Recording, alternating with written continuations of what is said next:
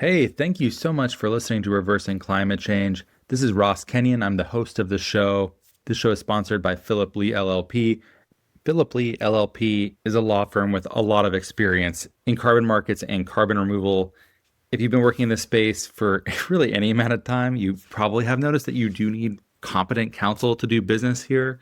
The contracts that get signed are frankly pretty weird. You're going to need help from a lawyer with a red pen. I'm sorry to inform you, your only choice is basically who they should be. And if you are deciding who they should be, you should be considering Philip Lee LLP. They've won Environmental Finance's VCM Law Firm of the Year for the last, since 2023, essentially. It hasn't happened yet for 2026. I imagine they're a contender for it this year as well. They are the largest legal team dedicated to the financing and development of carbon projects globally, and they have offices in the US, Europe, and the UK.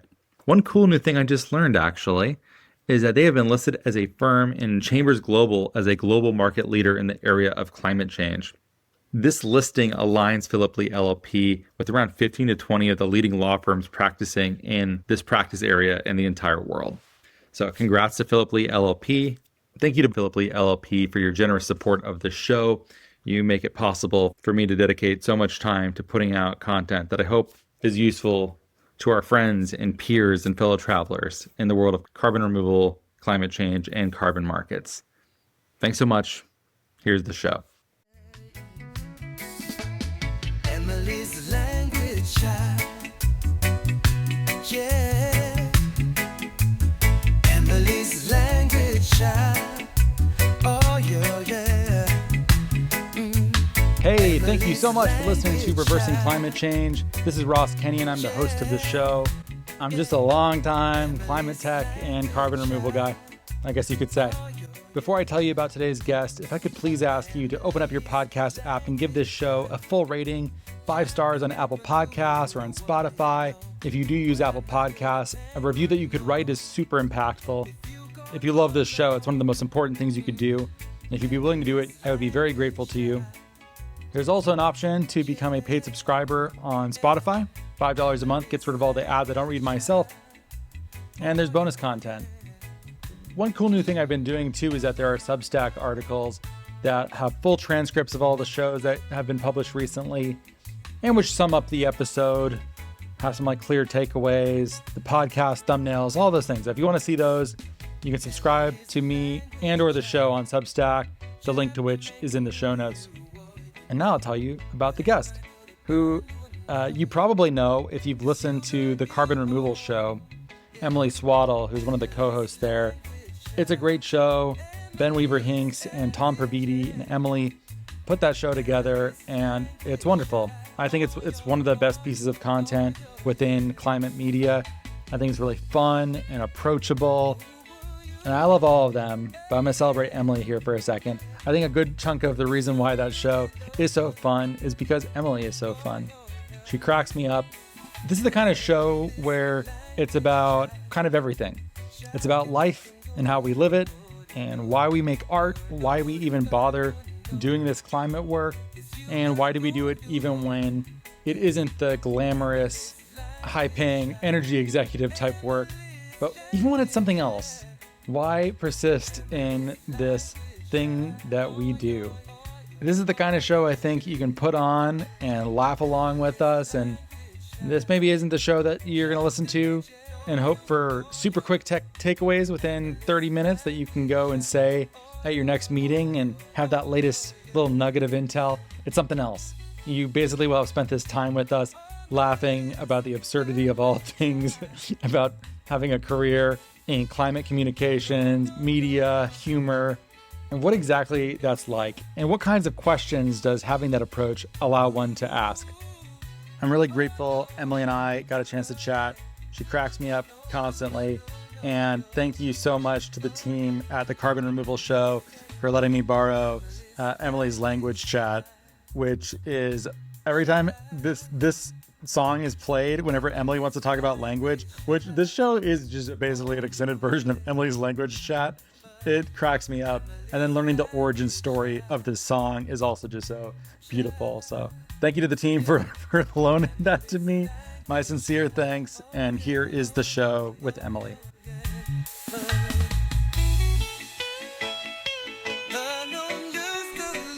Well, it's unlikely that you'll be any less prepared, though.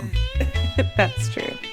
Actually, I do have a question. Mm-hmm. I've already started, but I do have a question. Okay. What is it? I don't know what your editing process is. Not that you have to tell me the ins and outs of it, but do you want me to be slick? Do I want you to be slick?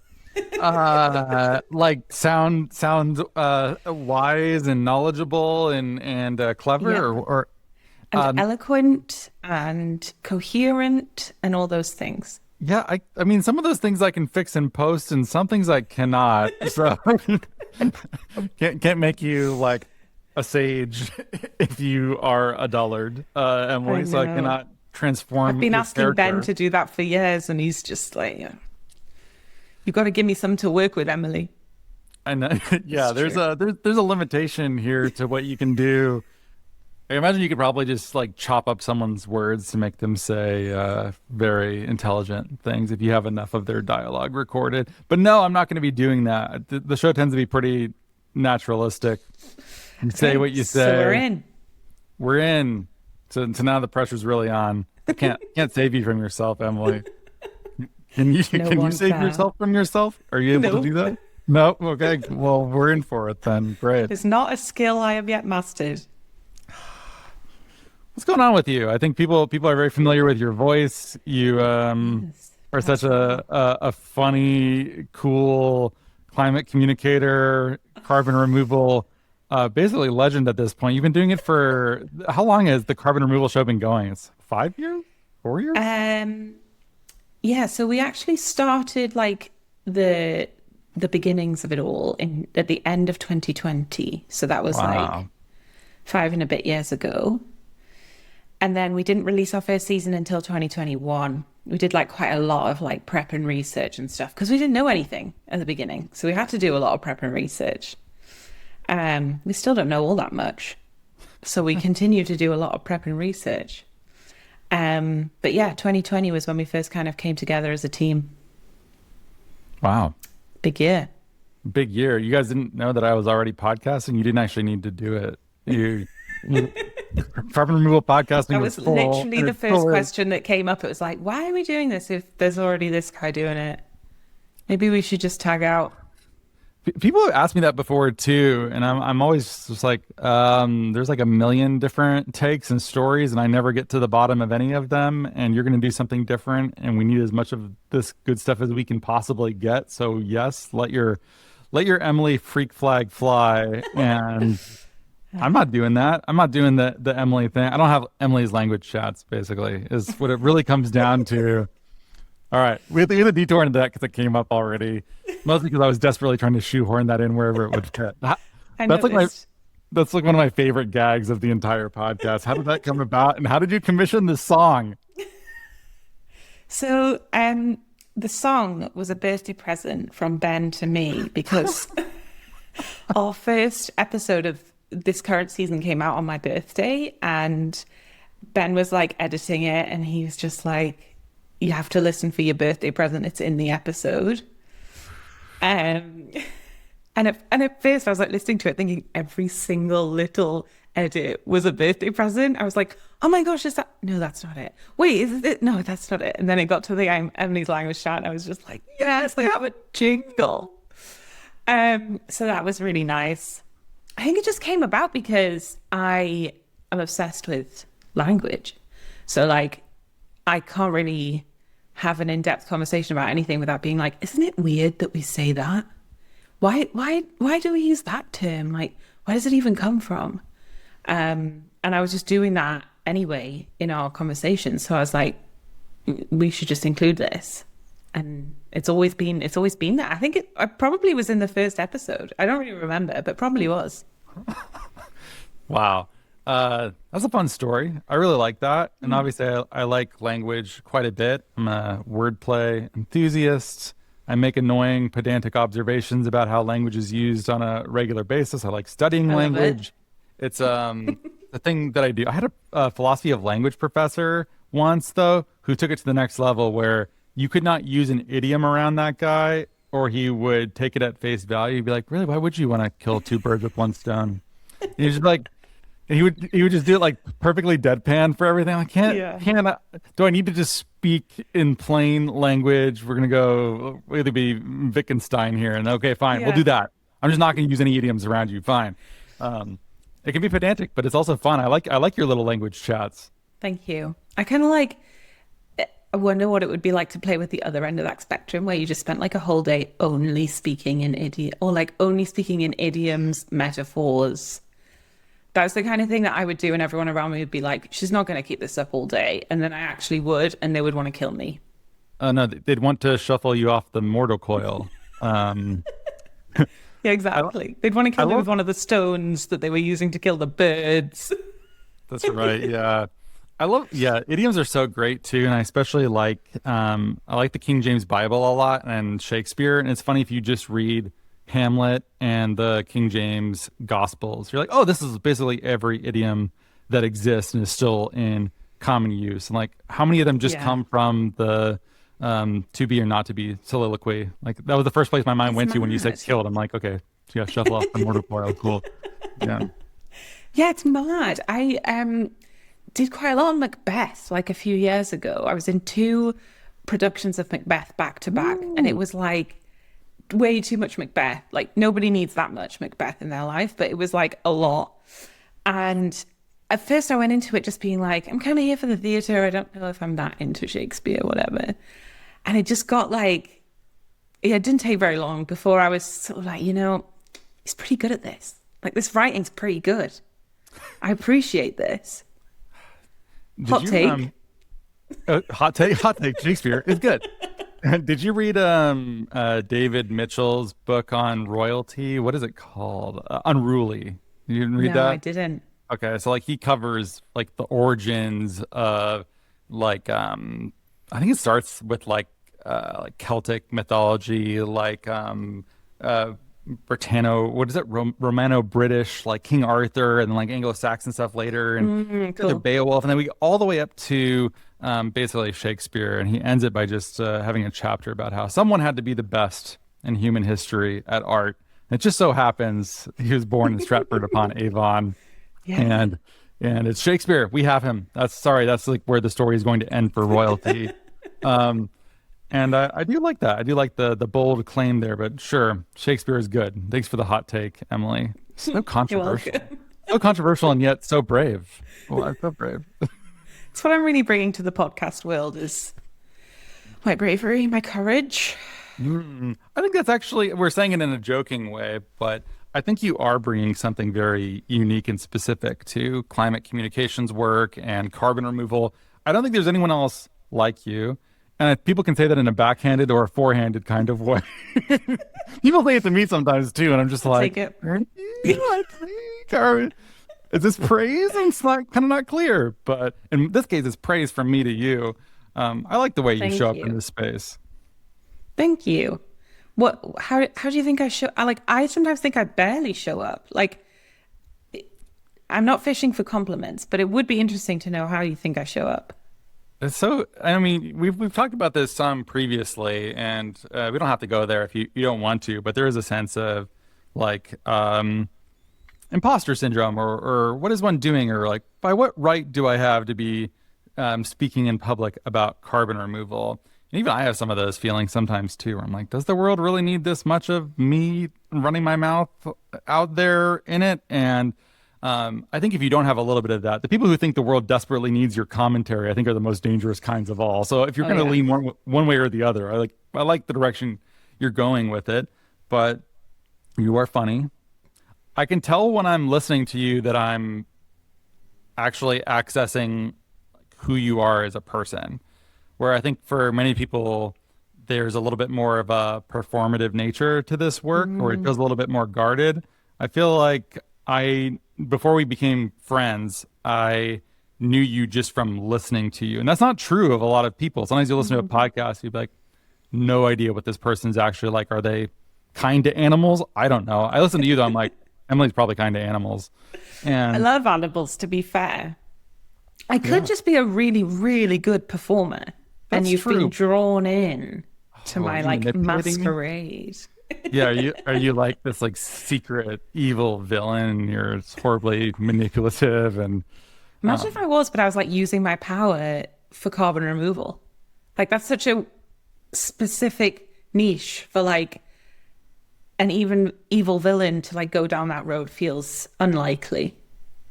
that's true. I mean, there are people that I meet in professional spaces that scare me, and that doesn't necessarily mean that they're bad people, but they are people that I know are what's this way to put it? Like being a wise and compassionate person is different from the kinds of skills that might make you successful in business. And sometimes they overlap, and there are people who are very compassionate, people who ended up very wealthy and successful. But the skills are not one to one. Like you do not have to be wise to be successful at business. And in fact, many of the people who are, I'm So like, true. how did you get here exactly? You're like functionally like a 14-year-old. Nice. Yeah. But sometimes Yeah, just like that level of maturity or behavior sometimes can make you ruthless and like very successful in that kind of way. that's But true. you don't have that. And like I feel like I'm a fairly decent read of character. And okay, like your stuff on the carbon removal show, it's silly as hell. You're a joker. That's obvious. I like to You're be silly. It's good you fun. you're very, very silly, without a doubt. It feels very warm to me. There's also like the word that I use for you. I think I've told you this before too. It's body. Like there's a lot of like double entendres and like innuendo in this show, and I think is it just like driven by you like being. I'll hear like there was like one that you did, and then there was a beat in the podcast, and then everyone started laughing, and you guys kept it in the editing process. I was like, it's like There's so much that we do when we're recording that like I kind of look at Ben and I'm like, he's not gonna keep this in. Like he's not. This is too much. And then it's such a treat to like listen to the final edit and be like, what did he keep in? And there's probably so much that Ben has like on his computer of me and Tom just being absolute like mess arounds and not making much sense a lot of the time, but definitely lots of giggling. There's actually there's one cold open that we did, and I can't remember what season it was. I want to say maybe season 2.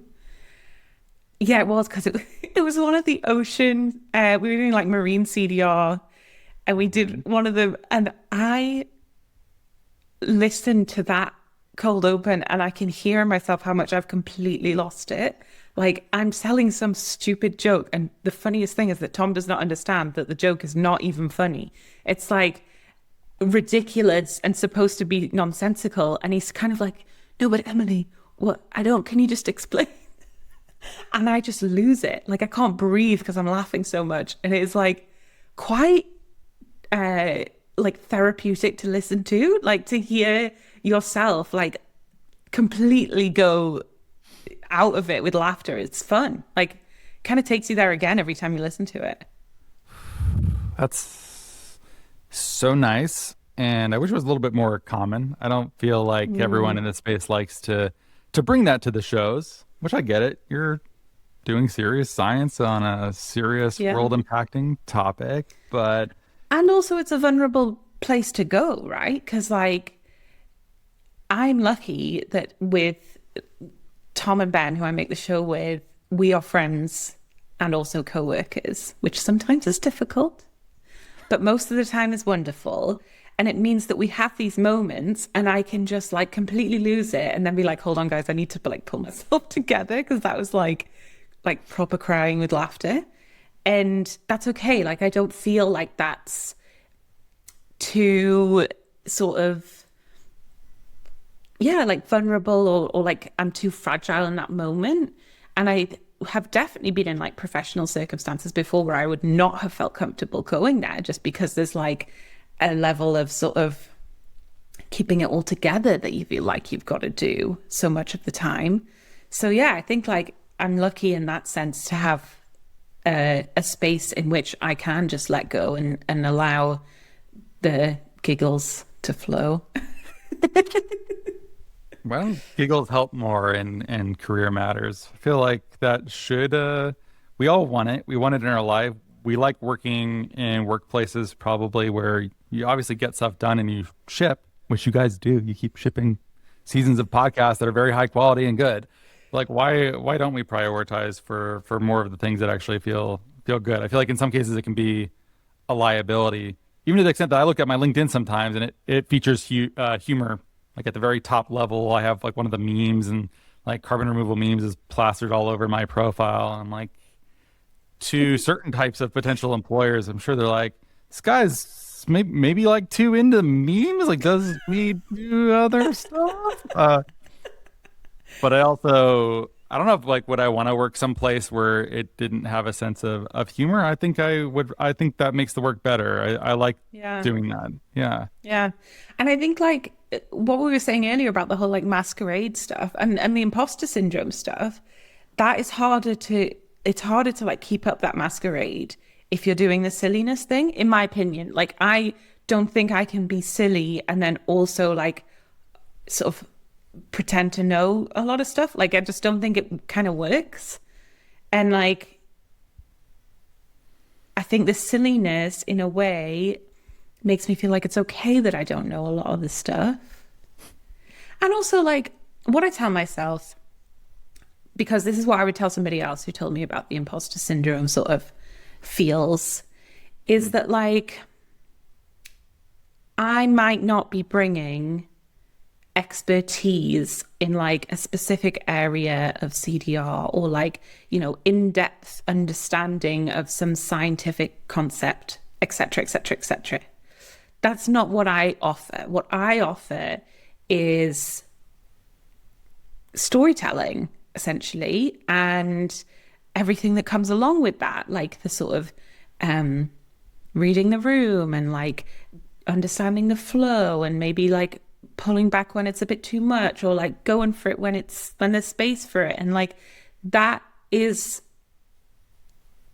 kind of a skill that, although we definitely I guess value it in certain parts of our culture, like, you know, actors are like ridiculously highly paid and world famous and stuff because they're essentially good storytellers. But when it comes to kind of like serious things, we don't value like the storytelling side. We just sort of like, I don't know, like assume that the serious stuff is enough to engage people, and it never ever is. It never is. And like, I think from many years ago, I realized like the science that needs to be out in the world is so important. And I just wanted to go and be like, it's okay. Don't worry about telling everyone, babe. I'll do it. Because like, I know you're busy doing the science stuff and that's fantastic. Do the science stuff. I'll just tell everyone about it because, like, no offense, but I think I'm a bit better at that. And that just feels like, you know, we need all the different skills. So like that feels important. And that helps me feel a bit better about like not knowing things and asking the dumb questions and, you know, having the imposter syndrome, I guess. Man, there's so many good things in what you just said. I can also imagine you saying this in a job interview. You're like, look, hon, you don't need to, you do the science. Don't tell anyone about it. You leave that to me. You're not good at it. I can help you. It's not where you shine. You shine in the lab. Thank you very much for your time. We will let you know if there is a fit. Goodbye for now. But, you know, you've got to bring yourself to job interviews. One time I got a job. I was told after the fact that I kind of got the job because I said mebbies, which is a very like Northern English way of saying maybe. Mebbies. Oh, yeah. mebbies. Okay. Yeah. Mebbies. I thought, I don't know. Mebbies, I do this. Mebbies. And the person who was interviewing me was a Scottish woman who had previously, she said, like a lot of the people who'd come in for the interview were quite sort of composed and like posh, for lack of a better word. And then I came in and I was like, oh, I don't know, maybe, yeah. And sort of letting my slight regional twang come out, and she appreciated that and was like, yeah, you can have the job. So you've got to let the uniqueness flow, you know?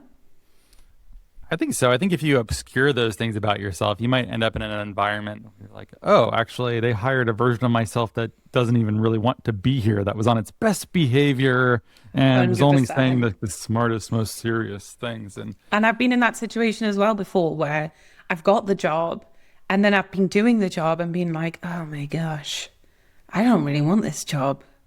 But like I said I wanted it and I pretended I wanted it so they would give it to me and now I'm here and I don't really want it. but you need money to exchange for goods and services. And now to quote Homer Simpson, and now you're in it. Now Oh, a minute. That's the thing. I keep like going through that cycle, right? Of, oh my gosh, I need money to exchange for goods and services. So I'm going to apply for all these jobs and like projects and things and like whatever. Just give me something to do and then you can give me the money. And then I get into the thing and I'm like, I really hate this. I feel like this isn't what life is about. I feel like I can't keep doing this. I feel like this is killing my soul. And then I get out of it and I'm like, yes, freedom. Oh my gosh, I need to like focus my energies on things that are much more valuable to me. And then I don't have any money and I go, oh my gosh, I really need money to exchange for goods and services. Are you trying to do more in science communication? Because I feel like your portfolio is already stacked. Like it's really good. Why is it a little bit tricky, or what do you think it is about the job market, or what's going on? That's a very interesting question. I I do think it's a really tough like job market out there right now for everyone. I think it's like nobody knows really like how much money they have or who they want to hire or what they want them to do or what's it like. It just feels like there's a lot of uncertainty and a lot of kind of desperation, really. And that sucks, but it's true. Um,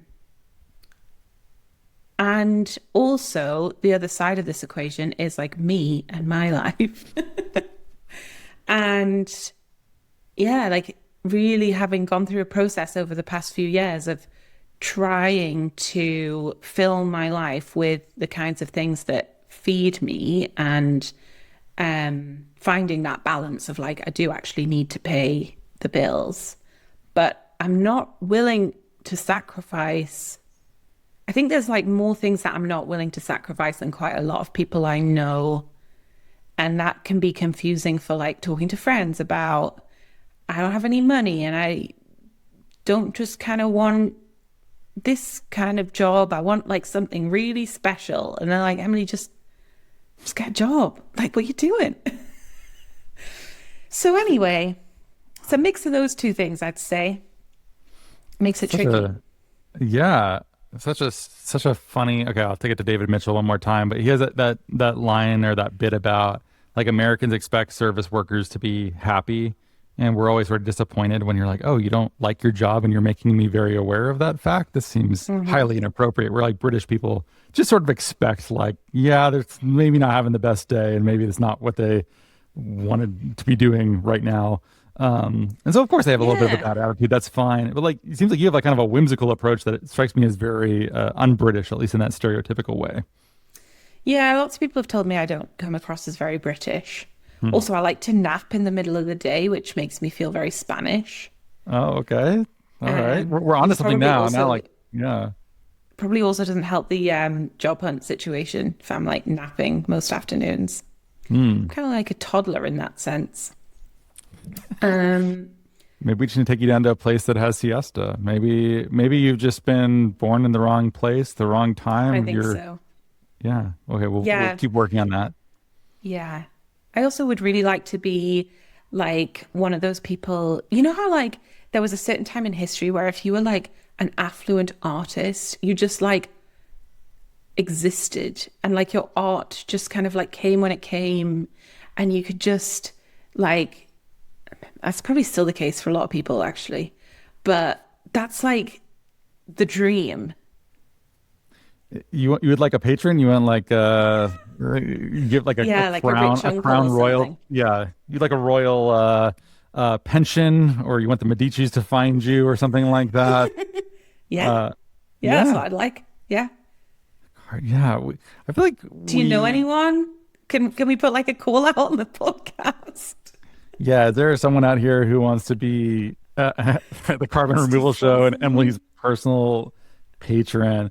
I feel like that work should exist, because what you're doing is, it's one of those things it's a very valuable service to everyone, but it makes it hard to get paid because it's like, I don't know, everyone chips in a little bit of money, and it's almost certainly not commensurate with the amount of value that is being created by podcasts that are reaching like pretty widely. I imagine a lot of people find out about carbon removal and then they search it, and your show is probably like very high up on the list, if not the first thing that shows up. And this is a very good educational resource that's highly produced, and yet it doesn't strike me as the most lucrative thing. And I know that because I've also been podcasting for a long time, and it's hard to make it your primary thing. It is. Yeah.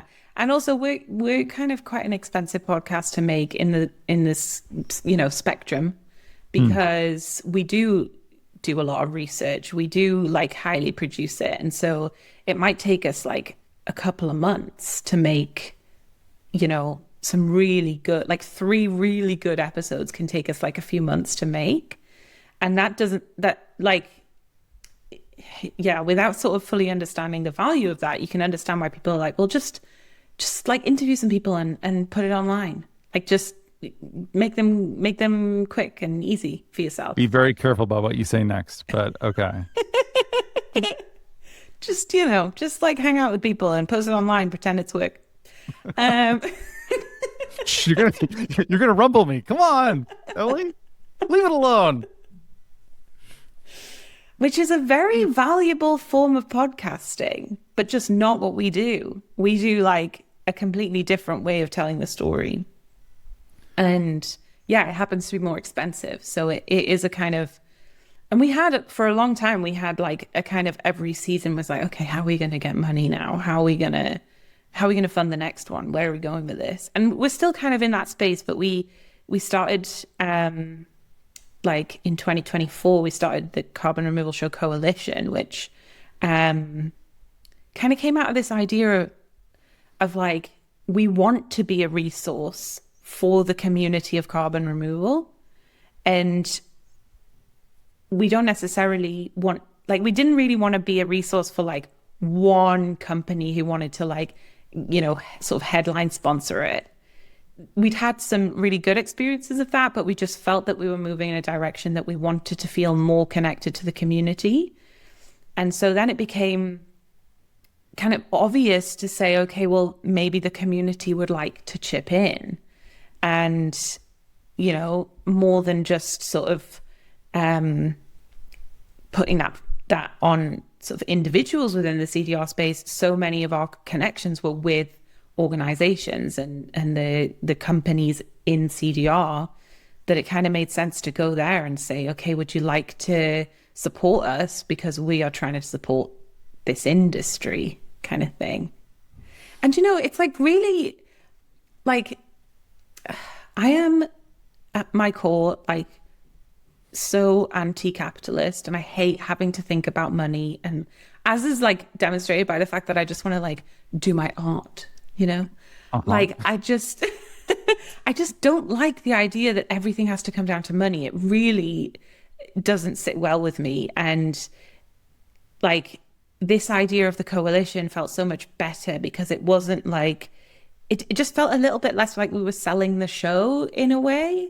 And it felt like a different kind of paradigm that is exactly what we sometimes talk about with CDR as well, that like in order to survive, in order to thrive and create like a new kind of world, it needs to have a new kind of system. And I was like, okay, well then we need a new kind of system too, because I don't like the way money is like the bottom line. I just don't like it. So, Interesting. Well, I think one of the ways that we framed the Carbon Removal Show is as a public good. and therefore you should receive public subsidy, and you should, I don't know, it does seem like it's hard for, like, the benefits accrue to everyone for shows like this existing, or shows like yours existing. But like I think it's hard for companies to internalize the benefits specifically to them, and therefore to like make a like business case for this is why we should do this, especially as the price creeps up over time and you reach more people and it becomes more valuable real estate. It's a tough problem to solve, especially because there's a lot of people probably just like free riding on it. They're like, glad this resource exists. Not gonna chip in anything, but like glad that it's there, which is fine, by the way. If you're listening, I could also see someone listening and be like, I do this for Ross's show. I've been listening talking to me for 6 years. Yeah, I've been getting value out of this guy. I guess if you're listening to the show, though, you probably shame anyone. It's okay. You can keep listening. I know you're out there, Brian. Cough up the money, Brian. It's $5 a month. That's okay. Like that's not doesn't. Thank you for by the way, if you do any of that. But even just like by listening to the show, it helps like get it to more listeners. Like you're consuming ads, and that is like also funding the show, and that's okay. Like, but yours is a little bit trickier though, because you guys are not running ads in that same kind of way. You're trying to, I understand that. I resisted for a long time, but then once the show became independent, I'm like, okay, it needs to make some money. Yeah, that's the thing. You've got to find that balance of like. And I actually had this. So Ben and I don't know if he wants me to tell all his stories. Reveal them all. Let's hear it. No, like a few years ago, we sat down to kind of brainstorm the creation of a very different podcast about rest. Because rest has become this like huge important thing in my life, or trying to understand rest and what that means to me and like my relationship with rest has become this huge part of my life, with like various like health things for me and like mental health stuff and like just all kinds of ways in which it has integrated into my thinking. And I don't really know what rest is.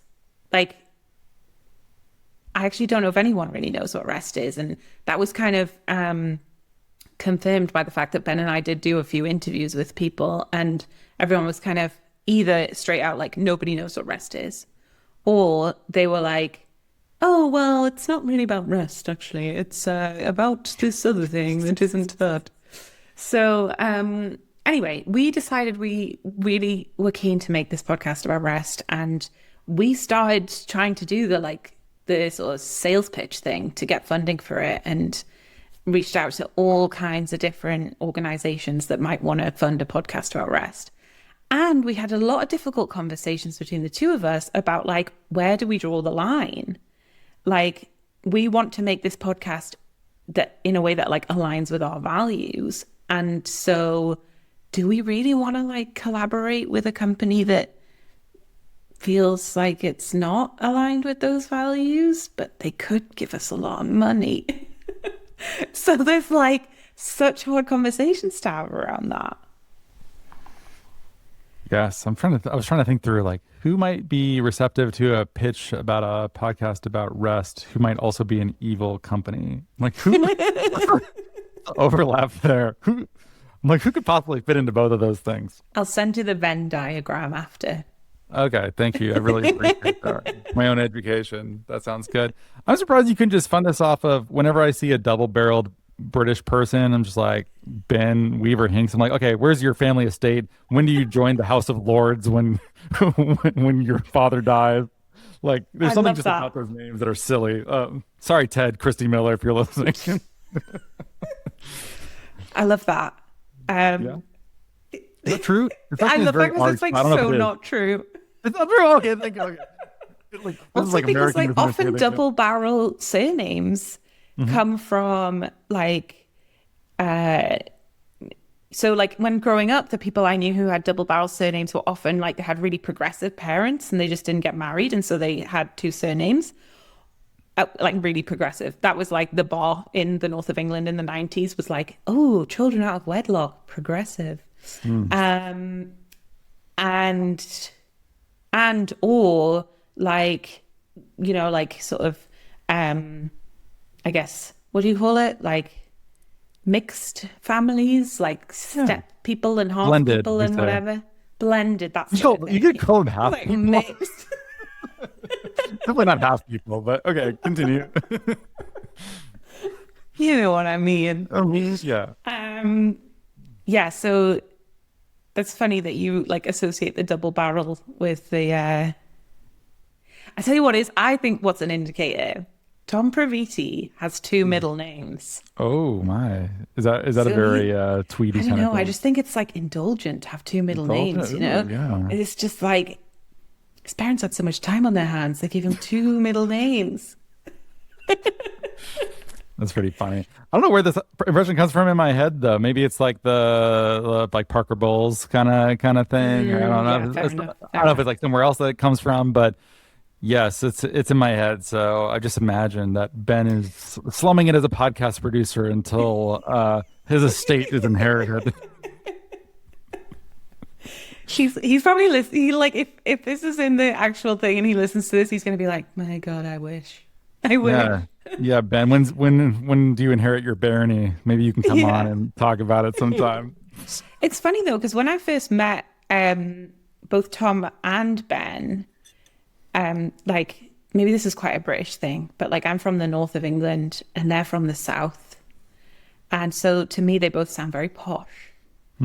And I was kind of like, oh gosh, there's like all these posh people on this podcast. Like I've got to sort of, I don't know, hold my own, because I'm like northern and also the only woman working on the podcast. Like before it was just me and Tom and Ben, we also had, we had like a bigger team in previous seasons sometimes, kind of like fluxed a bit, but we did at one point have another woman who was helping us with some of the like guest bookings and stuff, but I think she was actually only working with us for like about 3 months. So most of the time it's been me with a whole team of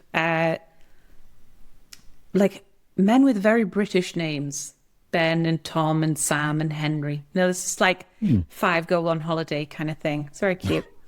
Yeah, but I mean, I think it works, so I'm not complaining. Yeah, it definitely is working. The sort of like class system in the UK has always been very interesting to me. And I imagine like to an American listening to British accents, you get a free pass. It always sounds smarter than Americans were like, wow, that's so smart. I'm sure if you're listening, you'll be like, that guy's an idiot. He has no idea what he's talking about at all. But I'm glad he has the right kind of accent to sound posh enough and serious enough.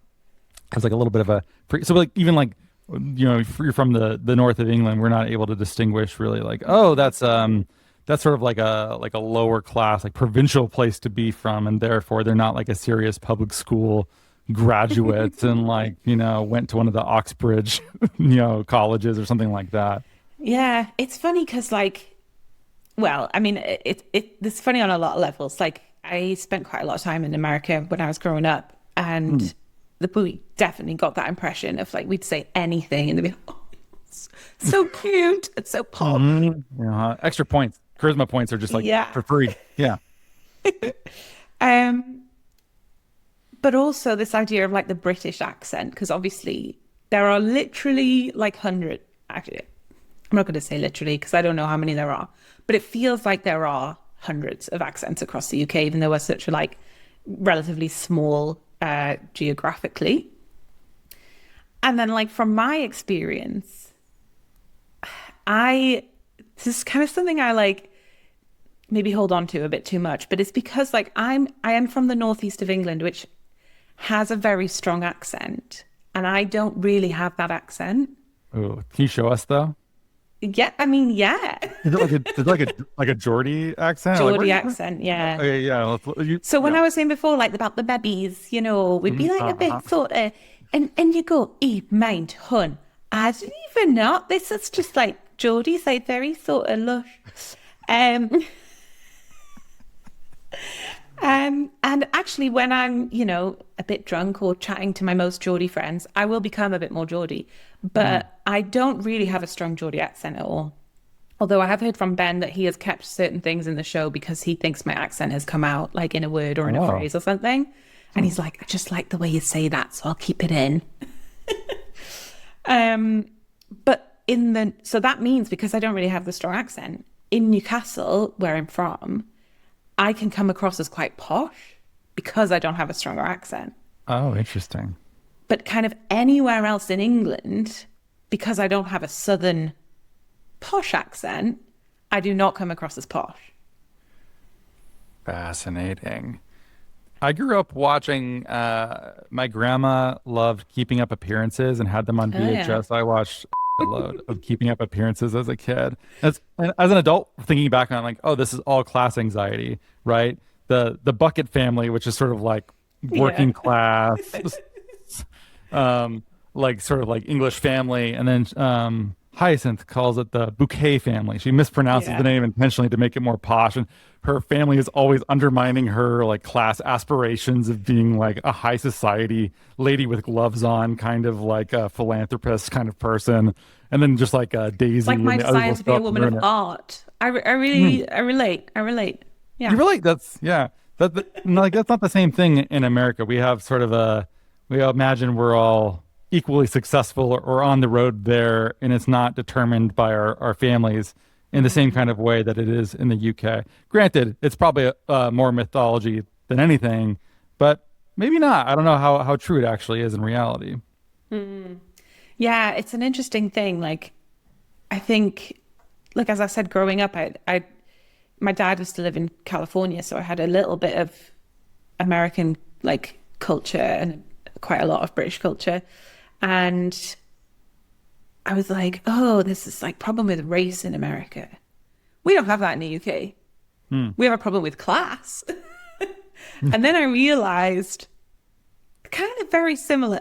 Like it's not that they don't exist, obviously, in like one or the other. And just the framing and the way people talk about it was so different. Here we are back at language. Back at language, yeah. And it's like what your language communicates about you, what it says about the speaker. Totally. Yeah, accent, dialect, how, I don't know, I'm sure like word choice. There are definitely ways of speaking that are especially Tweety, where you're just like, yeah, this is not the language of the common person. This is guaranteed to alienate many of the people that we might like to reach. This is where the show started too. I think like you're very successful at making this like one of the people I know who is best at making this highly accessible, because you don't take yourself so seriously. It's funny, and you are not scared of asking a dumb question. And I think that's like maybe the most courageous thing that can be done in many of these cases. This is all me flattering you, but I also think it's true. So it's okay. Thank you. Yeah, it's funny. I think I kind of naturally do that, because I was just thinking when you were saying that about the way you speak and the word choices. I moved to the Netherlands when I was like, for my master's degree, I moved to the Netherlands, and I found myself actively choosing not to say certain words because I knew that they were like Northern or Geordie, and that I would have to explain myself more. And so it just became easier to be like, I'll just say the thing people get. And now having moved back to the Northeast, I'm like, oh, it's actually really nice to just be able to say the word that I kind of like turned off for a little while, because now everyone's just using it. And that's kind of nice. That is nice. I especially like it when it's a regional thing where like I like language in somewhat of an annoying way, where sometimes I will say things in a way that, why use a common word when you can use a $10 word? Like, why say sad when you can say lugubrious? Like it's very annoying. I had one where it feels good in your mouth. It does. It doesn't feel good to other people sometimes, though. I was playing disc golf with some friends back in Arizona a couple of years ago, and a friend of mine brought a geologist friend along who I hadn't met, and I said something really annoying. It was something like, I was trying to ask, what did I say? Something like, and what has you sequestered over there? Or something like that. He's like, what? What is that? I was like, where do you live? It's just like, why did I do that? I was like, it was like way too try hard. It like didn't help Yeah. anything. In fact, it put distance between us rather than connected us, which seemingly is what language is ostensibly there for, is to make it easier for us to meld minds, right? Yeah, well, that's interesting because yes, I guess like originally that is exactly what language is used for. And like at its core, that is what language is used for, to connect with people and hopefully to connect with many. And yet it is so often used to as like an identifier of like which group we're in, and particularly which group we're not in, or that you're not in my group, or you know, I don't associate with that because I don't speak like that or whatever. And I just think it's like, I don't know, I think this is why one of the reasons I find it so fascinating is because you can't underestimate how much that is to learn about the words we use and how we use them. And like, it's an ongoing, lifelong learning process that and I think that's like one of the things I love about it. Like I learned a new thing. The other day I learned, maybe, I don't know, do you know this, Ross? Like, you know, when you say bury the lead, as this, you know, like, oh, tell me the story, but they really buried the lead. That it's not spelled Lead, it's spelled Lede. I'm super smart. So yeah, I did know that one. Yeah. Mensa. So Of I'm course. good. I'm so sorry to underestimate you. No, I didn't know that. I think it's just because I like worked for my school newspaper or something. It was like something like that. But yeah, I guess I've never really seen it written down so much, or like I hadn't written it myself. I just like use it. And somebody said, Emily, did you know this is the case? And I was like, what? What? I just love things like that you like learn brand new things about language every day. It's the best. yeah. That one's especially confusing though, because it's meant to say like put the most important thing up front, and that should lead, and that makes it seem like it's going to be LEAD, but it's not. It's like some sort of, Yeah.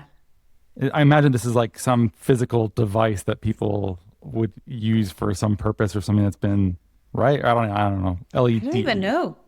It makes it sound like a plumb line or something. That's like, Yeah. you're like, that's kind of like the vision of it I have in my head when I think about it.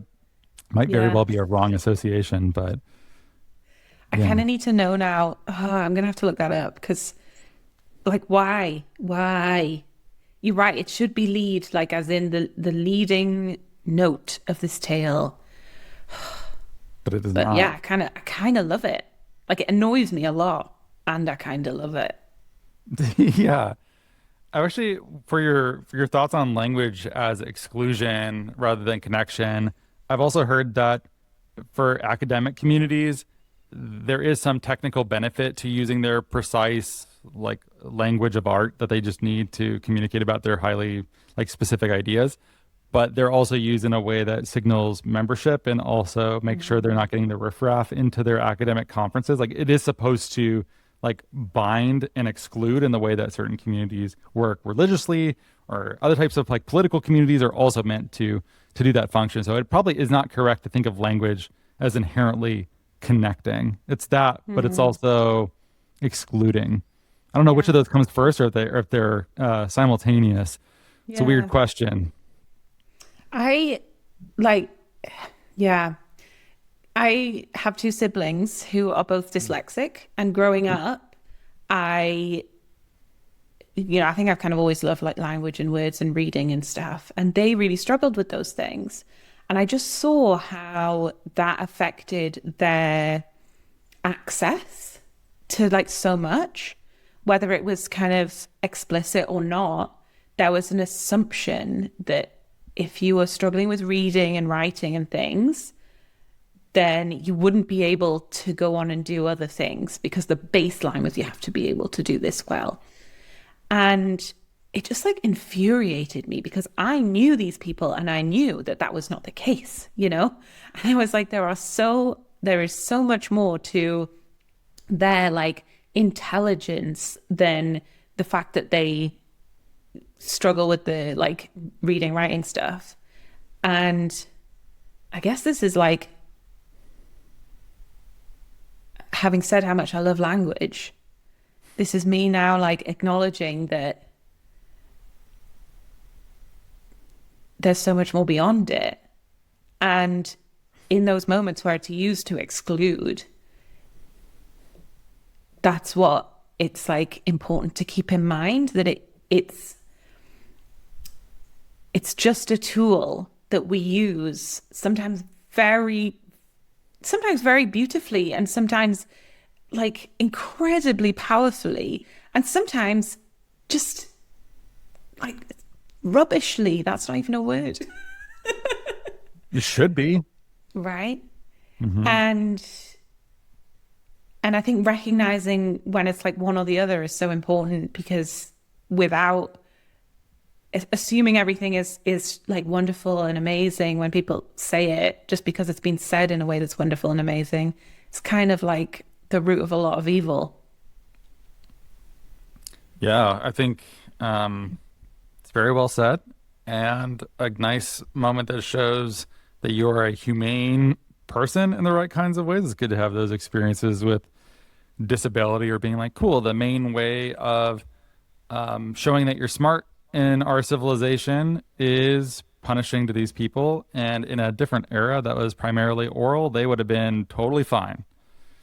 I feel a little bit of this towards myself too, where I am not as numerate as I would really like to be. I like working conceptually and come from the humanities, and I think a lot of powerful work can be done without bringing unnecessary numbers into it.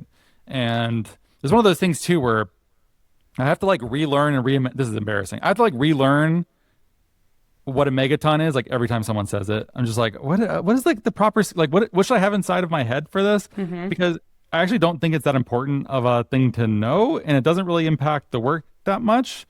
And yet people talk like that, and I don't really like it, but I do feel held back by it. I'm just like, if I could just hang on this level with the scientists and engineers, but then also it's accepting that I should know this, and I am committed to, like, I always try to strengthen these skills wherever I can, but it's not my primary way of interacting with reality. It's just like my mind does not go there of first recourse. And in some situations that can be embarrassing, or is just like career limiting, but it also unlocks abilities in the more intuitive, linguistic, conceptual space that I think is sometimes cut off from people who are engaged purely in like spreadsheets and numbers and megaton talk. That but sometimes when you're on the business end of it and things are not going well for you because you're not like able to signal your membership in this specific kind of technical community, it hurts. And then you just like retreat back to being like, but I'm actually really good at this other stuff. And so like maybe I'm just going to turn my microphone on and say Yeah. some nice words, and it's going to make me feel better. Yeah, like I had one. Yeah, I've had some of those experiences too. But one of the things I love, I think you'll love this too. I'll try and find the meme so I can post it with regard to this Yes, episode. please. Yeah, there's something like, did you ever play any RPGs, or do you play any video games? Okay. Not really.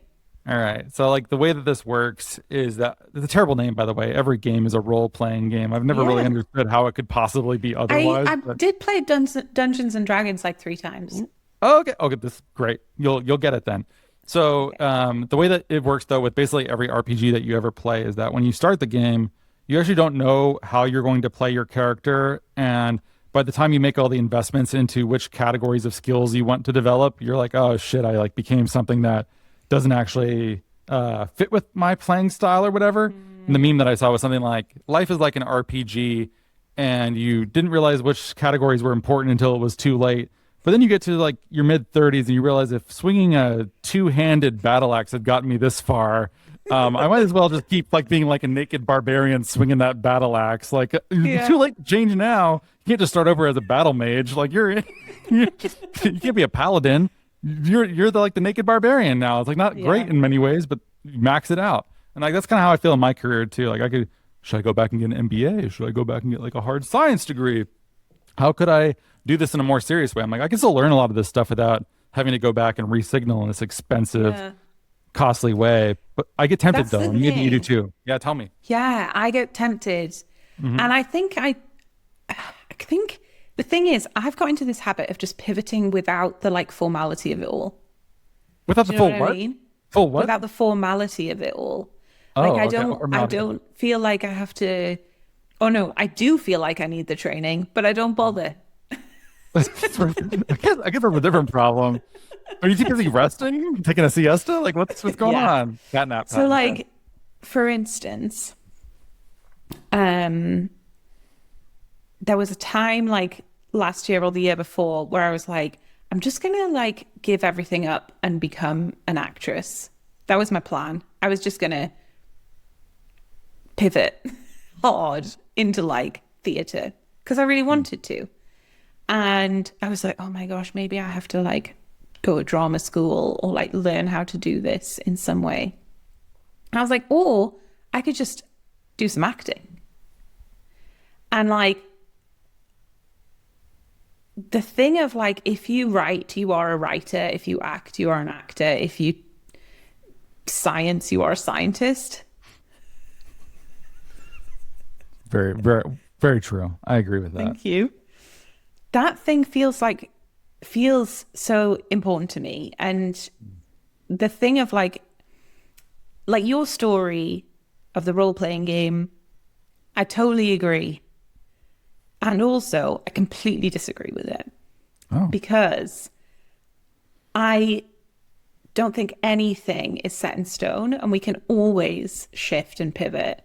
And if tomorrow you are like, I just really want to change my career and go this way, I truly believe you could do it.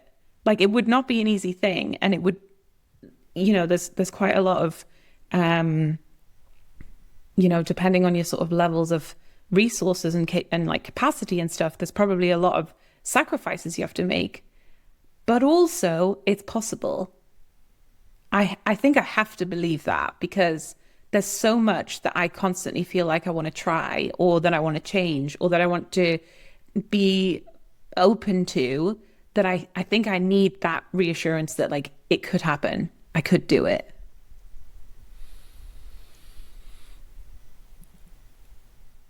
I like that, and I think you should pursue that. And it's a good thing to believe and a good thing to do as well. And I'm trying to figure out the exact right way to react to this as well. I think you'll connect with what I'm about to say. Maybe this opens up a different vista of it. But my career is very confusing to everyone.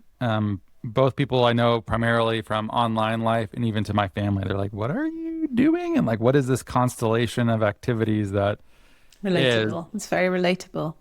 yeah, and to me, it all has very strong continuity. I can see every step, and I'm always looking for things that are challenging and things that have me learn stuff every day. And I also like working with people and doing things that have me relating to lots of people. And like, okay, so like every bit of that I do is hitting on that same kind of thing. I know that it's going somewhere. I don't really know where it's going, but I'm also pretty opportunistic about it. I don't feel like I have some grand plan of this, and I'm also okay. As long as I'm able to survive, it's very much my own unique thing, and that's okay. And I am not someone who can easily be put into a box, and that's both good and bad. Because I will get into interviews sometimes, maybe you have some of this too, where like they'll be like, "You've done a lot of marketing. You're not like a marketer, though." I'm like, "Ah, no." But like, I will hire around that for the stuff that I don't have, and then I find a bunch of like extra cool stuff that you wouldn't otherwise get from the right over the plate marketer. And they're like, "Yeah, we're gonna go for like the more conventional marketer." I think I'm like, "Okay, fine." "Oh, you do strategy, cool. We're gonna hire an MBA for that." I'm like, "Okay, but you're gonna get like the same MBA answers as probably everyone else, and maybe that's good for your company, or maybe not. But consider the weirder option." Consider the weirder option for hiring me is like a terrible pitch, by the way.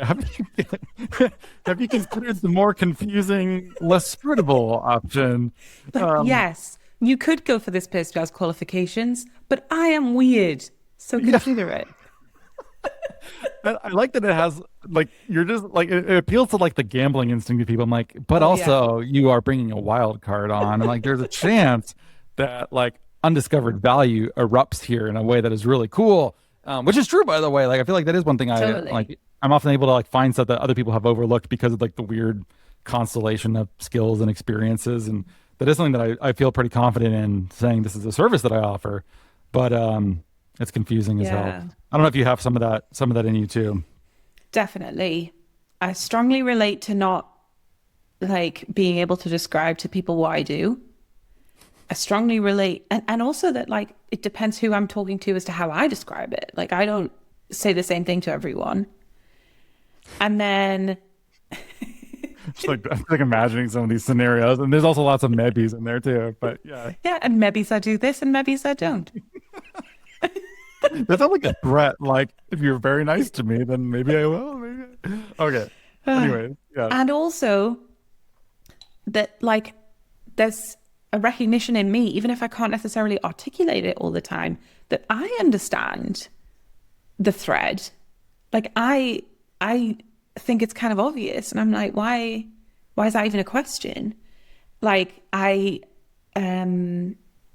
we've talked about the storytelling stuff, and that to me just is a word I use very liberally. Storytelling, like, you know, it can be podcasting, it can be writing, it can be acting, it can be actually I work sometimes at the National Centre for Children's Books in Newcastle and literally tell stories to children.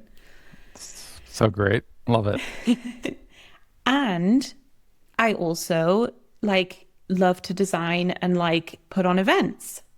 And that to me feels like storytelling, because an event is like an experience and you're sort of guiding people through that experience in the same way that you're like guiding people through a story. And that's like, that feels so like, it just makes so much sense to me. And I find myself, you know, if you're like writing a job application, particularly, this can be a tricky thing because you have to be like, I know it looks like I've done all sorts of things, and I have, and that's great. Trust me, it's great for you. Let me try and tie them all together in a nice bow in the like limited amount of space that you've given me on this application form or whatever it is. But yeah, that really resonates with me strongly. And I kind of think like, oh, there's this book that I wish I could remember what it's called, and I don't. There are a couple books. Maybe we can narrow it down a little bit. It's about the power of being a generalist. Oh yeah, I think I read that one. It has like a nice like a bluish turquoisey color. yeah. And I read it, and it just made me feel really good about myself because I am definitely a generalist. And actually, I was listening to the episode that you did. Do you know, my favorite episodes of your show are what I like to call Ross rants. When you don't have a guest on and you just kind of like stream of consciousness. I mean, it's probably not. You probably like thought about it and like put things together in a very clever way. Not really. They're pretty improv based, but yeah. They're my favorite ones because I just like sort of think along with you as you go down your rabbit hole of wherever you're going. And it's very, I don't know, always gets me in a good mood, as well as like making me think about these important questions that you always bring up. And I was listening to the recent one you did about the polycrisis versus carbon efficiency. And it just like, I find it really hard to work in a way where I'm not thinking about bigger picture stuff, where I'm not sort of like connecting things and thinking about systemic things. And in the world in which we live, it's really depressing to have a brain that works like that, because a lot of the systems are absolutely, I don't know if I'm allowed to swear, but they are swearable. Go ahead. Bleep out the really ones. Oh. Okay. Yeah, I'll probably bleep those. Yeah. You know, and so like that is definitely where I sit. And I also like deeply see the importance of the people who are like, this is my thing and I'm going to do this thing to the absolute best that I can do it for the rest of my life.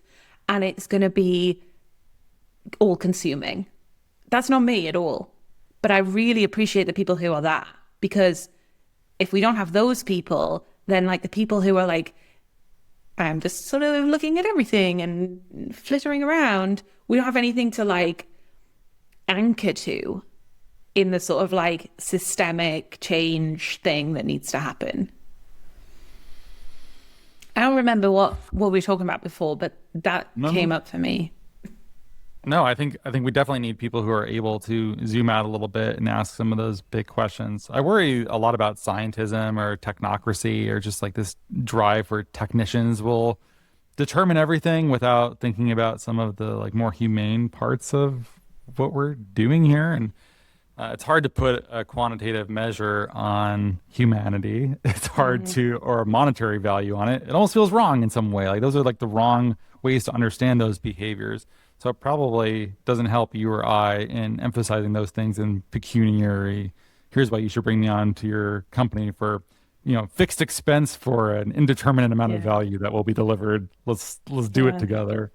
But I think that work is really valuable, and I would do this even if it was just, I would do my little Ross rants even if no one was listening, basically. Or I would listen.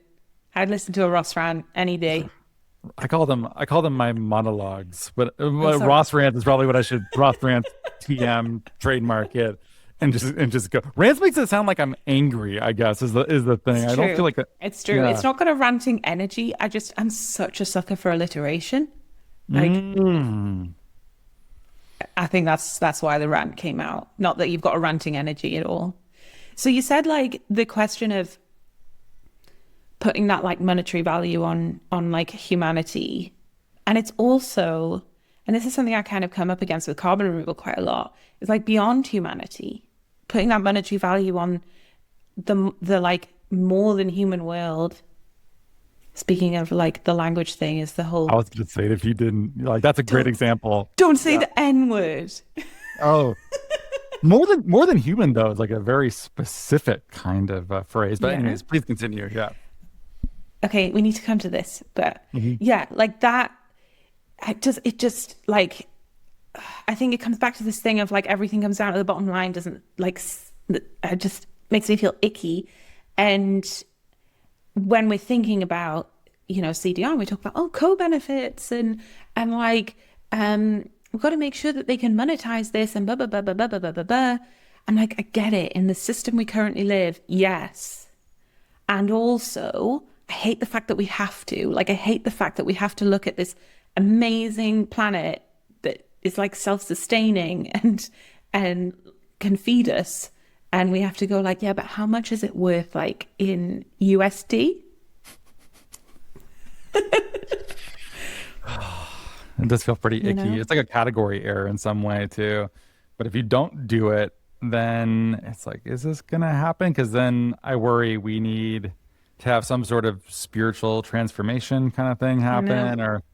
But that's hard. I think people are pretty scared of it too. The game theory of it is the part I always come back to for why this isn't like more, why this doesn't occur more spontaneously or naturally. Because I feel like if the US just said, okay, we're actually going to take a pause on AI stuff because we don't know how dangerous like AGI is, or like how far off artificial general intelligence is going to be and the ramifications of that. So we're just going to like try and do some more research and make sure we don't rush into this. But if we didn't do it, then like China's probably not going to slow down, and like various other agencies that are working on this, and they're not going to slow down because they know if they don't, then their rival agency at a different country is going to do it. So like we kind of like can't. And then, but once you're on this cycle, you're like, where does this end? Does it end in a good place or a bad place? Does it end in like mutually assured destruction, and we're all going to like check ourselves because the balance of power ensures that bad actors just like wipe everything out?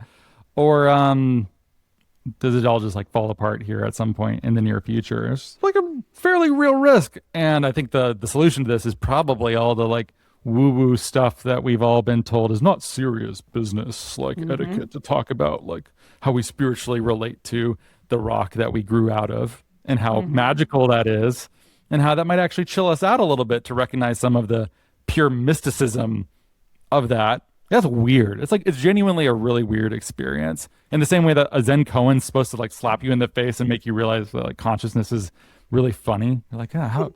You're like, Yeah, there's the rock flying through space that we grew out of over the course of like billions of years. It's pretty unlikely that we would take this shape and we're able to observe this thing that we Yeah. spontaneously grew out of. And I feel like having a recognition of that should make you be like, yeah, maybe we shouldn't have as much conflict with the Russians or Chinese, and like we should probably just like figure out how to live here with dignity Yeah. and have. And it sounds so woo, but like, come on, I think you're there. You're there with me, right? Like, are we Ben representing and the woo? I, yeah, Ben and I came up with this phrase that there's like woo woo, which we're like, but then there's true woo, which we like True. is the woo we can get on board with. Because it's like, Okay. yes, we recognize it's woo, but we love it and it's Mm-hmm. true. So this is Oh, the okay. true woo. I didn't cross over, did I, into proper woo woo? No, you weren't That's even okay. close. Well, what do you think? I feel like it's not like it's. There's a little bit of it that's like a little bit cheesy to say out loud. Where it sounds a little bit Yeah. like freshman dorm room. There might be certain kinds of smoke floating around in the room, saying some things like this. There's a Bob Marley poster on the wall. And you're just like, but also like, couldn't we like get along on this planet? Like it's bountiful enough for all of us, and we could also Yeah. have a really good time if we kind of just treated each other more decently. Yeah. And but it doesn't seem like we're doing that. I don't know how to fix climate change also if we don't do that either. I think like the pure technocratic, we just need the right technology and policy and we can do this. Like maybe, but the poly crisis thing probably said it as well as anything else. I'm like, Yeah. are we able to like live here in a permanent way? Like, do we want to do that? It doesn't feel like we do. I know. It's like the tech like the tech stuff and the policy stuff will change something for sure. Like Yeah. it's not going to have zero effect. But is it just going to get us to the point where it's like survivable? And then at that point it's like, do I want to be in this world if it's where I worry it could get to? You know, it's just like, ugh. I really know. But then also thinking about that level of stuff is very depressing because I totally agree with what you say. Like if we don't have a full, yeah, like you use the word spiritual revolution, and some people would consider that to be the wooest of woo. But I It's actually close think to it's it. so true. Like we we are we are so disconnected from the idea of spirituality that the idea of a spiritual revolution is like laughable. And that's the problem in so many ways. Okay, tell me, I'm going back, but tell me your thoughts and feelings about the more than human world. Oh yes, thanks for bringing it back. I think that phrase signals your membership in a certain kind of ecologically progressive community. It signals respect for animals and sentience of different types. You could say nature, but that introduces this dichotomy thing that you probably don't want to do. Wrong word. And I like that it still has hierarchy involved. It's more than human. It's not different from human. It's more than human, which I think connotes a lot of respect for it and likely an indigenous worldview. It's funny, like a small phrase like that. This is just like me riffing on it and not even thinking that hard about it. That all of those things are just embedded in there. That's how powerful that phrase is for me. Yeah.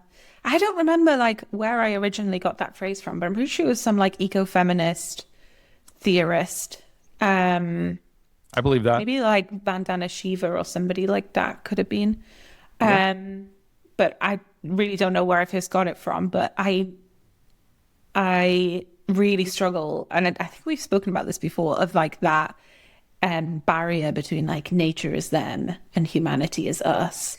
And I hate that, and I also hate the idea that there is a hierarchy and that humanity somehow sits above the natural world, as you might call it.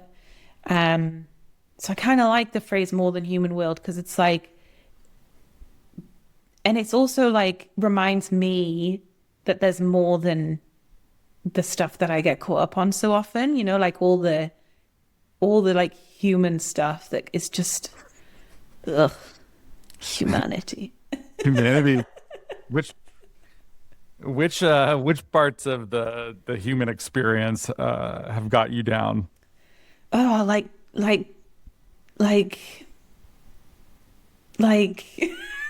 there's so many, and my brain's just like, Gestures at everything. yeah, this, you know?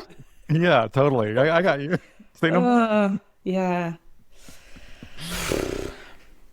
And then I go to a field and I sit and just like try and do nothing for a little bit and like listen to the birds or look at the grass and think about it. And I just take a deep breath and realize that it's not actually all this, you know? We make it all this because that's the system in which we sort of have to exist. But really it's not. It's like it's all this, you know? If you're listening and not watching, hopefully you can tell the directionality of her gestures. Yeah, sorry, that's not very good for a audio-based medium. I think it But really. yeah, like that's the thing that really, like personally, I know I need in order to be able to survive in any kind of position of like working to change things is I have to connect with something greater than myself. And like that's like the definition of spirituality. And for me, that means this more than human will, this like natural connection that I need to have. Yes, I think pretty much anything in that position is good. There's a bumper sticker that I pass. I've told this story in the podcast before, but it's been a while. And I suspect it's someone who came from a 12-step program because I'm pretty sure this is where the phrase comes from. But his bumper sticker says, "Relax, God's in charge." I'm like, you don't have to be a specific type of monotheist to appreciate it. You're just like, I think humans need to be in their place a little bit, and you just be like, it's actually not our responsibility to do everything, and the risks of us trying to fulfill that God-shaped hole is maybe more than we can do at our current level of civilizational maturity. And it's nice to just be like, you know what? This isn't my responsibility, and I can relax a little bit. And like the universe is beneficent, and I trust that things are broadly trending towards goodness, and I can work on my small little corner of the world. I know that's like kind of a canned phrase that is common, and even still, every time I see it, it makes me happy and calm down. Like that's true. Like why am I taking so much responsibility for literally everything? I can't control all these things. Why am I carrying this with me? I'm actually not in charge. Here's my question though. Do you think that that's because you're a generalist? Like, do you think those people who work on their niches, like, you know, that tiny little thing that they obsess over and gets, you know, like better and better at throughout their lives, do you think they have the same worries? Wow. I've never, this is the kind of question a journalist would ask, and this is why you should scoop Emily up while she's on the market, even though she's not big on capitalism or money. But that is a great, great question. I think probably so. I think like you see the kinds of shows that I produce and they run all over the place. And so seeing connections too, like I'm pretty freaked out watching the direction of the world and have been for a while. I'm just like, I'm not feeling as optimistic as I typically do. I like feeling better than this. I don't like being a Cassandra-esque kind of person. I don't think it's a fun role to be in.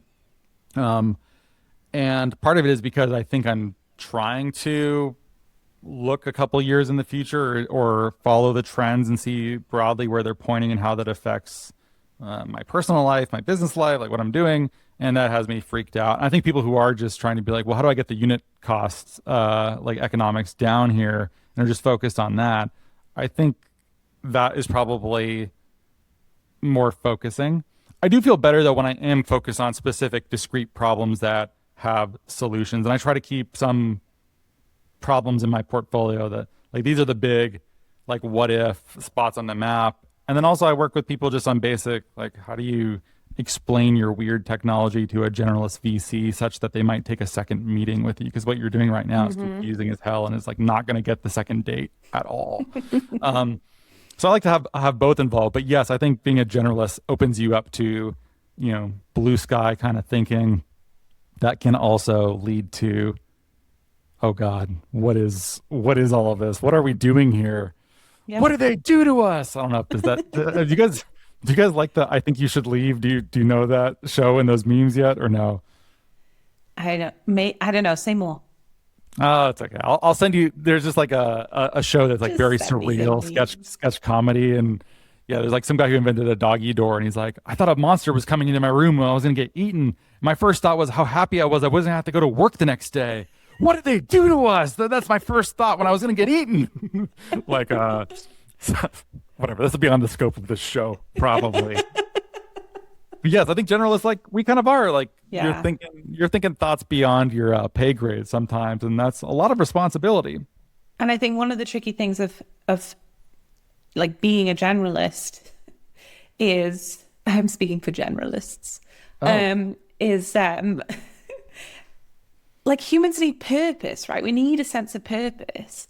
And the people who find the niche thing that they want to do and are of the personality type that fitting into a niche and like honing into it really works for them, purpose, I can imagine, comes much more easily than to a person who's kind of like, I've got my fingers in all the pies and I'm trying to kind of tie all these things together and also like make sure everyone's okay and like make sure we're gonna be okay and like how do we move, there is a purpose there, but it's so vague. It's not like a thing that you can hold on to and be like, look, here's my purpose. Yeah, but one sentence to explain it.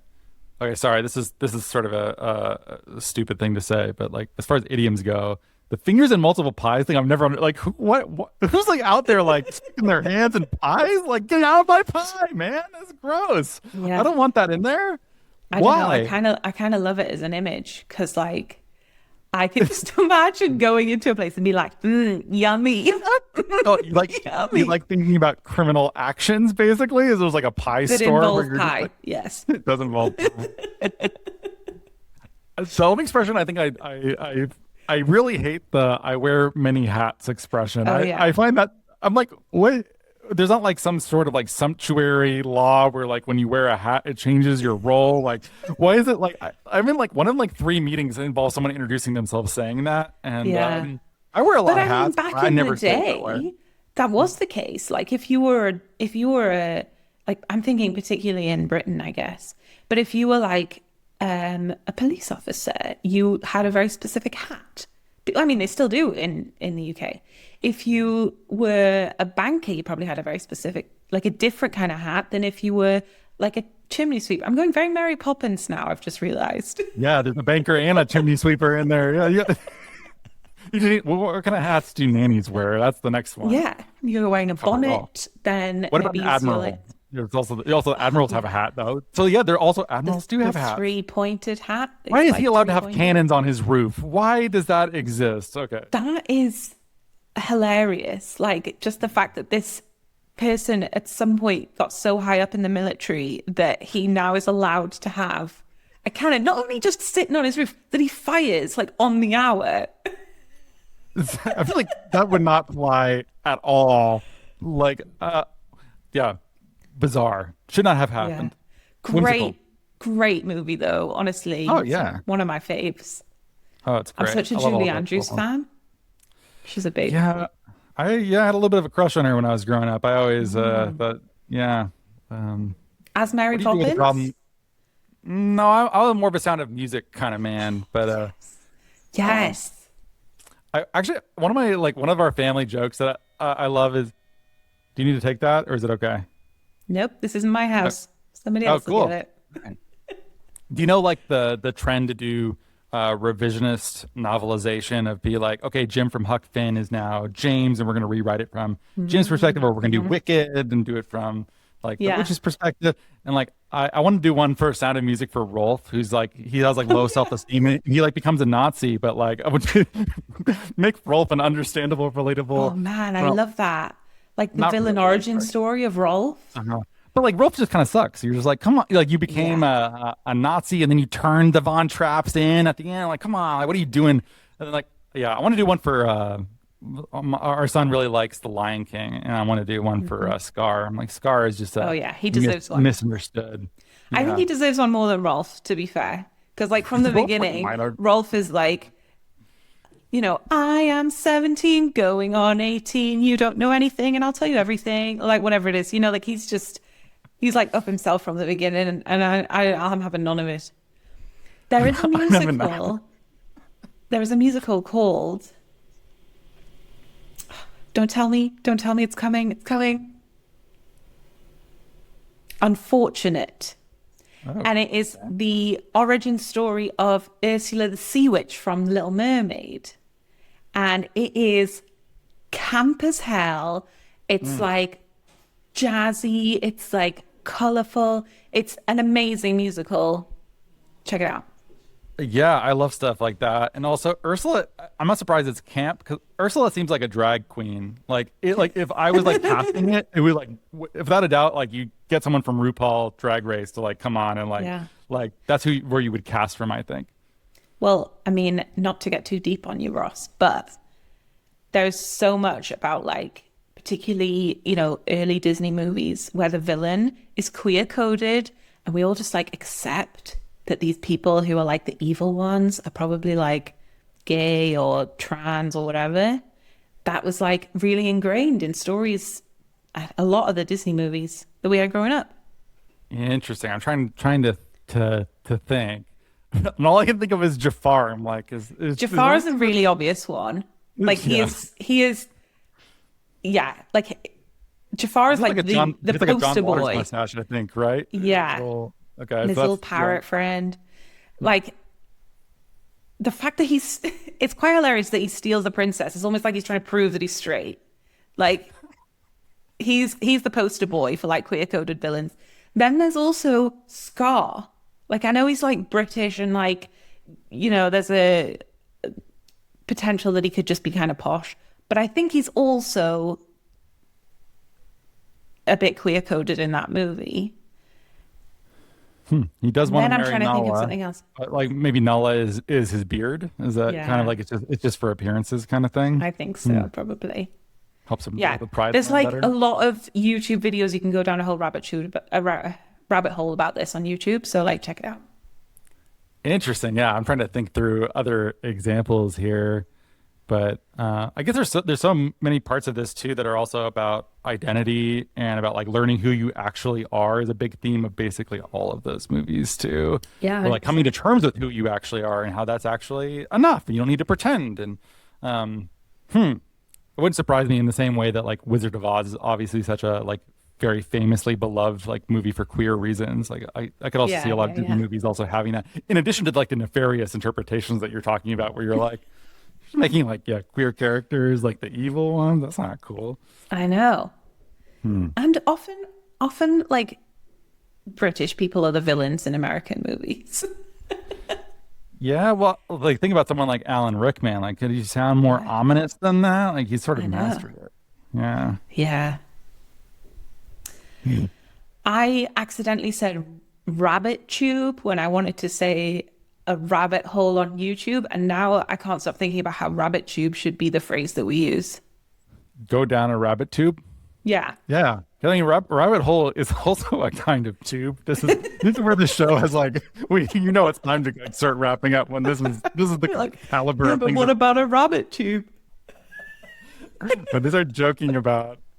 This is literally when Ben like unmutes himself and goes, "Okay, guys, that's it. You can just stop now. Thank you. I think we've got enough." He goes like, he tends to go for, I'm sure I'll get something out of that. I'm sure I'll get something out of that. Ooh. I'm like translating that out of okay. British, Okay, thanks. Are you able to say anything else about what the next season of the Carbon Removal Show is going to be about? I can tell you what the next few episodes are going to be about. We've been doing these kind of like mini series, little chunklets recently, and we're kind of like that vibe. So the next trio of episodes is about the buyer's experience and the whys, the hows, the whats, and the how do we make it better of buying CDR. Whoa. Those will be studied by suppliers in great detail. I can only imagine. Great intel. You should paywall and just be like, you want to access? It's $1,000 if you want to be a supplier and listen to this episode. No, I'm not about this money stuff. Oh, that's right. It's not my Sorry. vibe. Not your vibe. Capitalism. Okay, got it. I'm also going to send you a poem because I listened to your Walt Whitman. I just love when we can bring in like real, like sort of punctuation marks of art into like any kind of conversation. It's just like my favorite thing. And while we were talking about the nature stuff before, a poem came into my head and I was like, oh, maybe. What is it? It's Wild Geese by Mary Oliver. Actually, I was going to read this one soon because I was going to do this one and Yeats's The Second Coming. I know these are like kind of like greatest hits and like they're well-known poems, but they're good. Wild Geese, but they're classics for a reason. Yeah, Wild Geese is among the best. There's a reason why it's so beloved. There's bumper stickers too, like you'll see around Seattle sometimes that will be like, honk if you want to let the animal of your body love what it loves. Love what it loves. I'm just I'm like, It's like yes. It's like perfect poem from like beginning to end. Like you don't have to be good. She could have stopped there and I would have been crying. And then like the last line is like calling to you like the wild geese, harsh and exciting, over and over, announcing your place in the family of things. Yeah, that's what an amazing sentence that is. What if you read it for me and then I publish it on the show? Because I was going to read it myself, but I'd rather you do it. Yeah, that would be nice. That would be nice. You want to do like a little Emily exposition on it, and you can TM, and you want to talk about like you saw how I did the Whitman one. Would you do it the same way? Like tell people what you like about it and why? Sure. Yeah. Okay. Yeah. Send it to me. Yeah, that's one of my absolute faves. Oh, yeah. I kind of had like a intuition that you were going to say that, and I am not surprised at all. And it is wonderful. Yeah, I like doing that too. And thanks for saying that. I'm glad you're out there listening and appreciating it. I know if someone like you likes it, because I want to pull the STEMmy people towards you some as like part of my intention. But I know if the end result is someone like you appreciating it, I'm like, I think I'm where my people are. I think I'm in the right zone if Emily's like, yes, this is feeding me in the right kind of way. So thanks for sharing that. And yes, I very much I really respect what you do and who you are. And I think it is very important. I am sorry it isn't maybe as remunerative as we might all hope in this way, as you've alluded to. But I think it's really valuable work can be done even in the absence of that. And I'm just really grateful that you are exactly who you are, Emily. Thank you, Ross. We were talking about how I'm not very British, but I am British in the way that like I don't really like compliments coming straight at me. All right, you got a bunch of them this episode. So I'm just like kind of like, thank you. Sorry, do I need to like obscure it in some way or like negate it immediately? Just feel like after? I guess, like I don't know, like maybe okay. I like that you show up in this way. It's thank like you. a great like thing to model for our kind of like emotionally repressed like weird little industry. Yeah. Well, I love listening to your show, so let's just keep making cool content. Let's keep making cool content. Thanks so much for coming on, Emily. I know it was a little bit of a who knows what is going to happen today. I think that to sum up this episode, it's like Emily talks about how she's silly, how she's broke, and how the world is broke. There you go. Like, tagline. That's pretty close, I think. Yeah. Queer coding, Disney villains. Yeah, there's a lot of stuff we covered today. Thank you, Ross. Thank you for having me.